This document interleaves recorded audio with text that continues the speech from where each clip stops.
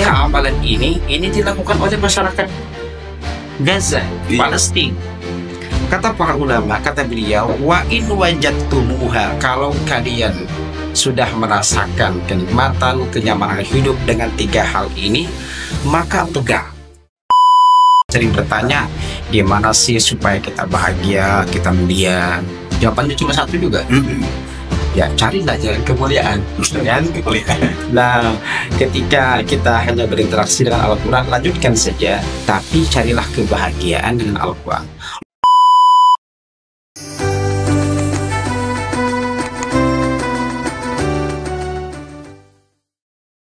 Bismillahirrahmanirrahim. Assalamualaikum warahmatullahi wabarakatuh.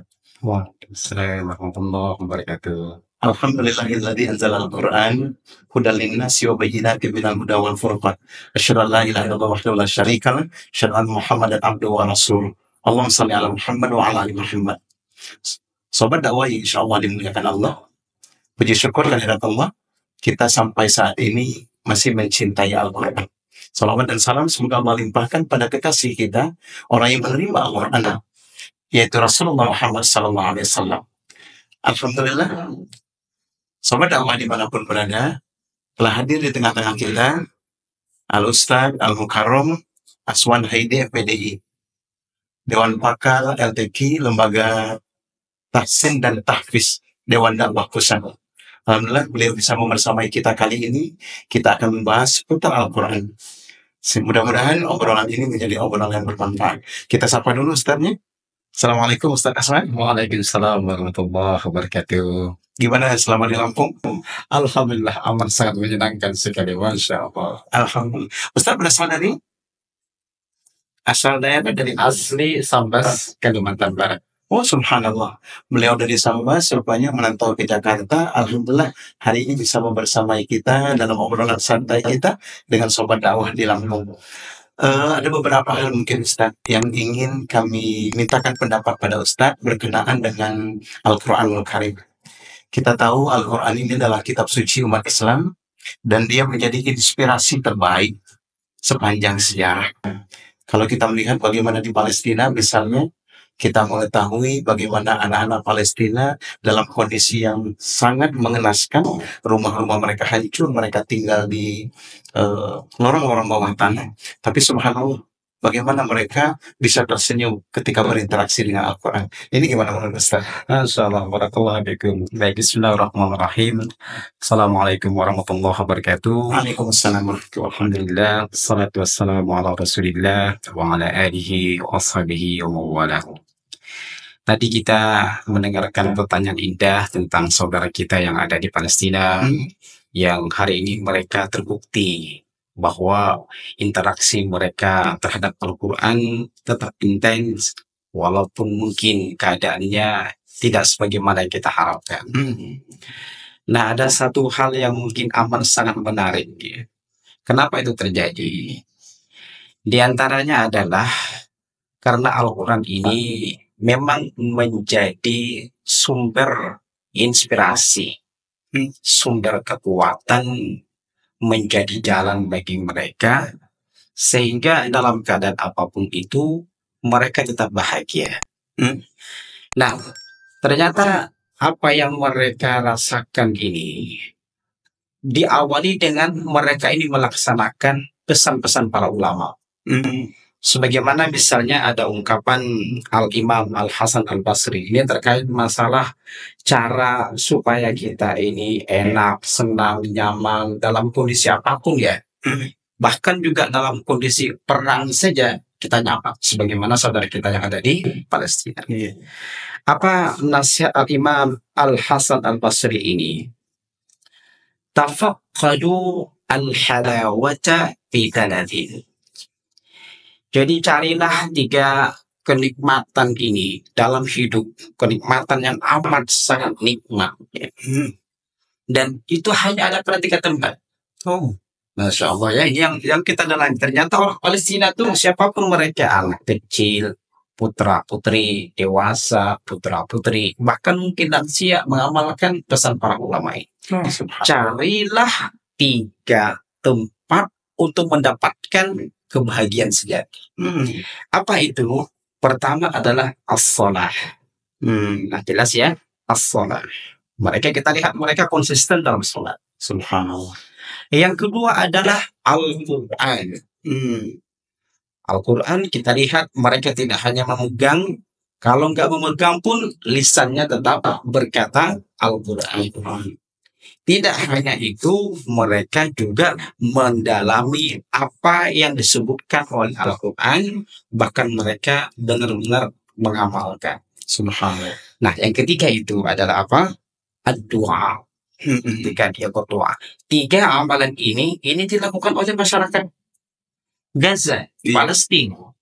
Kata para ulama, kata beliau, wa in wajadtumuha, kalau kalian sudah merasakan kenikmatan, kenyamanan hidup dengan 3 hal ini, maka pegang. Nah, ternyata orang Palestina itu pegang ini. Ya. Wahmadulillahi ta'ala, dan banyak puji Allah karena merasa nyaman dengan Al-Quran ini nggak banyak diberikan. Oh, Nggak banyak. Ya, di antaranya saudara Palestina kita merasakan ini. Tapi kalau kalian nggak memiliki 3 hal ini dan nggak merasakan nikmat ketika berinteraksi dengan Al-Quran, maka inna abwabal khairi alaikum mughlaqatun. Jadi pintu kebaikan untuk Anda ini dapat tutup. Jadi sebenarnya yang menyebabkan orang Palestina itu senantiasa tegar, segar dalam mengalami apapun itu karena mereka merasakan manis dan lezatnya Al-Quran. Dulu ada seorang ulama menasihati kita dalam bahasa mereka begini. Hayatun fi zilalil Quran ni'matul. Jadi orang merasakan itu. Hidup di bawah bimbingan Al-Quran dengan membacanya, dengan mentadabburinya, itu sebuah kenikmatan yang amat sangat nikmat. La yadhuqu dzaqahu illa man dzaqahu. Enggak pernah ada yang merasakannya kecuali mereka yang sudah merasakannya. Orang Palestina sudah merasakan. Insyaallah. Kira-kira kita iya. Apa kira-kira kiat kita supaya kita juga merasakan seperti apa yang dirasakan oleh saudara-saudara kita di Gaza itu? Mereka berinteraksi dengan Quran. Saya yakin di Indonesia juga pondok-pondok tahfiz Quran bertumbuh seperti jamur di musim hujan. Tapi tidak jarang juga kita menyaksikan sebagian kaum muslimin ini yang masih menjadikan membaca Al-Quran, interaksi dengan Al-Quran ini sebuah kewajiban. Nah, mungkin ini yang bagaimana pandangan Ustaz? Trik apa, langkah-langkah apa yang harus kita lakukan supaya kita merasakan seperti yang dirasakan oleh saudara-saudara kita di Gaza itu. Baik, Masya Allah, barakallahu fikum. Jadi ada satu pertanyaan dan juga mungkin ada satu jawaban. Kita sering bertanya, gimana sih supaya kita bahagia, kita mulia? Jawabannya cuma satu juga.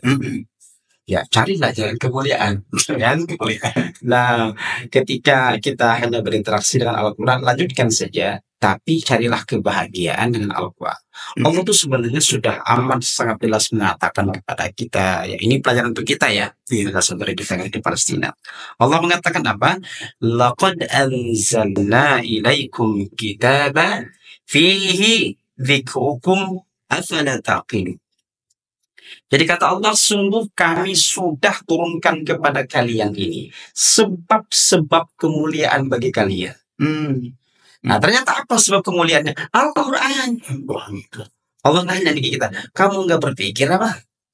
Apa taqilun? Berarti kan dengan cara yang Allah turunkan berupa Al-Quran tadi, dan tahu kita itulah sebab-sebab orang tuh menjadi mulia, tidak hanya sekedar interaksi. Jadi kan bukan ada kisahnya Umar yang sampai beliau menyebutkan sabda Nabi Shallallahu Alaihi Wasallam. Apa kata Umar? Nabi pernah bersabda bahwa sesungguhnya Allah Subhanahu Wa Taala mengangkat sebuah derajat, sebuah masyarakat karena Al-Quran, gitu kan? Dan merendahkannya pula karena Al-Quran. Orang Palestina itu Allah muliakan. Kenapa? Al-Quran. Kita jangan-jangan nggak begitu, Ustaz. Kita membiarkan. Iya. Kemudian Ini mungkin lebih khusus lagi kepada santri-santri kita. Alhamdulillah santri-santri kita ini sebetulnya termasuk orang yang beruntung. Karena di usia sangat belia, sudah masuk ke pondok-pondok tahfiz Quran. Kira-kira pesan secara khusus untuk santri-santri supaya mereka lebih kokoh lagi tekadnya berinteraksi dengan Al-Quran, kira-kira apa nih trik? Masya Allah, barakallahu fikum. Ada nasihat berharga dari Al-Imam Asy-Syafi'i terkait Al-Quran ini. Kata beliau begini, Man ta'allamul Quran, azimat qimatu. Siapa yang belajar Quran, baik dia membaca, dia menghafal, dia menelaah, pasti kedudukannya akan agung. Akan mulia. Ini jelas ini. Ini nasihat para ulama dulu.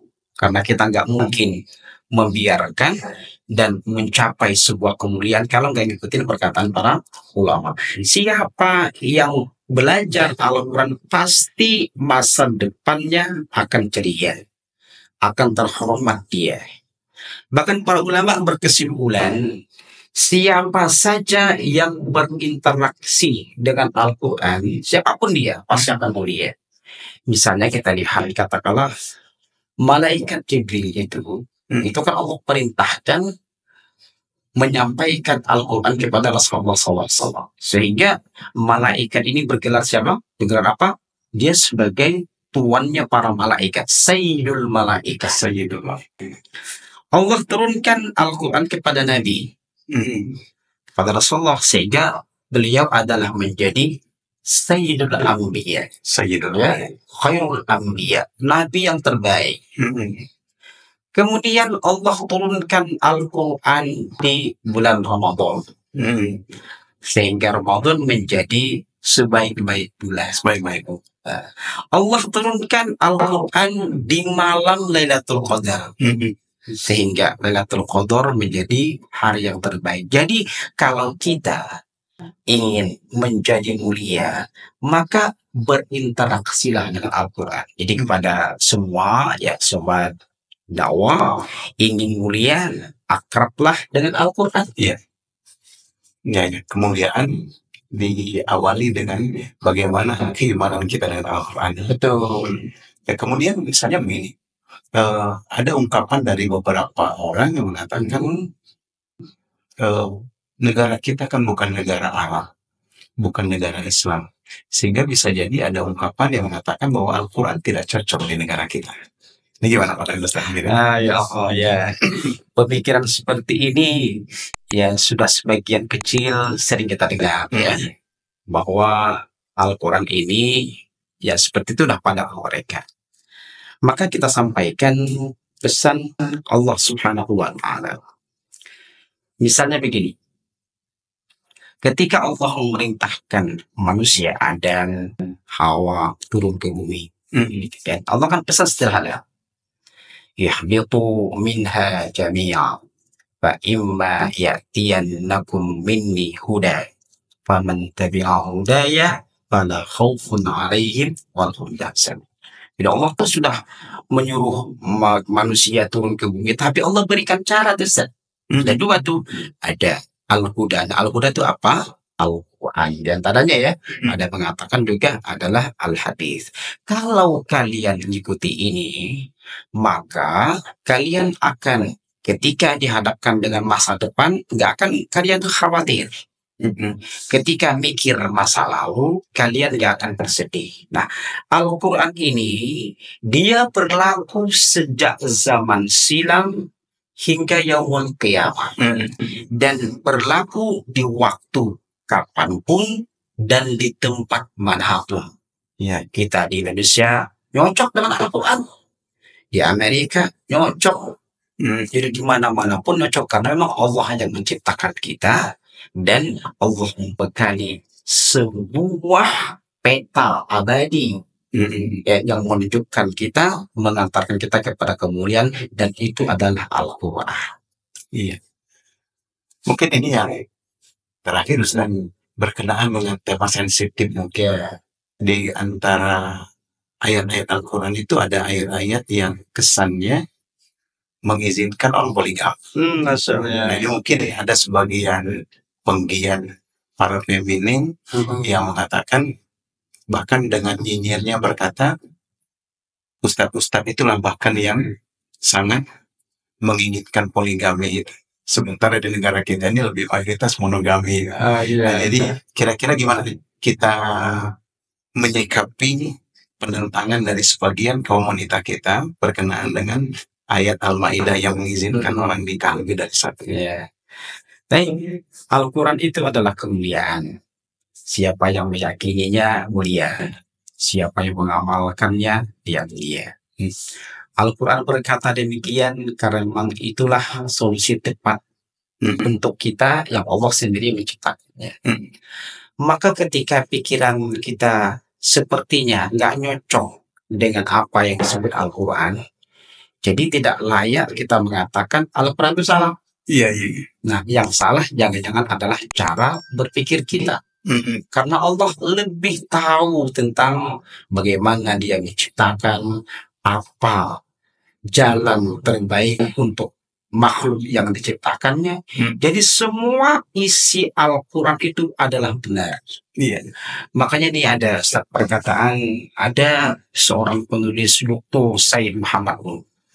Beliau mengatakan begini, kenapa umat Islam ini kalah gitu ya dalam segala keadaan. Ketika beliau dalam kitabnya Afatun ala Talib menyebutkan begini, Bofun wa iltimasi wa iltimasil iltizam. Jadi artinya begini, orang itu kalah karena dia nggak punya komitmen terhadap apa yang diajarkan. Itu menyebabkan kepala alasan. Jadi kalau Al-Quran sudah mengatakan begitu, udah kita komitmen itu pasti benar kok. Iya. Nah, hanya saja mungkin kita yang belum mampu untuk mengamalkannya. Jadi memang butuh waktu mungkin ya. Kita mempelajari Al-Quran, meyakininya, kemudian mengamalkannya dengan saya. Ya mungkin sobat dakwah insya Allah memuliakan Allah Subhanahu Wa Taala. Al-Quran ini sudah kita pelajari, bahkan sudah kita perbaiki cara membacanya. Tinggal mungkin bagaimana kita meningkatkan kualitas keimanan kita kepada Al-Quran, sehingga iman itulah kelak yang akan menuntun kita untuk berlomba-lomba. Bukan saja berlomba-lomba membacanya, tapi berlomba-lomba berfastabiqul khairat dalam mengamalkan isi kandungan Al-Quran karena keyakinan kita itu. Oke Ustaz, mungkin closing statement untuk Al-Quran pada hari ini, silakan Ustaz. Baik, sobat Quran yang Allah muliakan, kalau kita dalam keadaan apapun tetaplah pegang Al-Quran. Kalau dipandang berat untuk pegang Al-Quran, maka bacalah ayat yang bisa kita bisa. Al-Fatihah misalnya, atau surah-surah pendek. Kenapa? Al-Quran itu adalah penyelesai masalah. Semakin Anda sering baca Al-Quran, maka semakin banyak masalah yang terselesaikan. Sebaliknya, ketika seseorang jauh dari Al-Quran, maka dia akan jauh dari penyelesaian masalah. Jadi ulama dulu sampai berkata, kebahagiaan itu tergantung pada Al-Quran. Kesengsaraan hati Anda tergantung pada jauhnya Anda dengan Al-Quran. Mari kita sama-sama bahagiakan kita, kemudian bahagiakan rumah tangga kita, kondisikan masyarakat kita sebagaimana aturan yang Allah sebutkan. Dengan cara apa? Mulailah membaca Al-Quran. Ya, subhanallah. Sobat dakwah dimanapun berada, ternyata Al-Quran adalah penyelesai masalah. Ketika masalah kita tidak kunjung selesai, coba kita koreksi. Mungkin kita jauh dari Al-Quran, dari sang penyelesai masalah. Alhamdulillah, subhanallah, Ustaz kita sudah memberikan penyampaian yang luar biasa. Mudah-mudahan kita semua diberikan kebahagiaan dunia dan akhirat bersama Al-Quran. Assalamualaikum warahmatullahi wabarakatuh. Waalaikumsalam warahmatullahi wabarakatuh.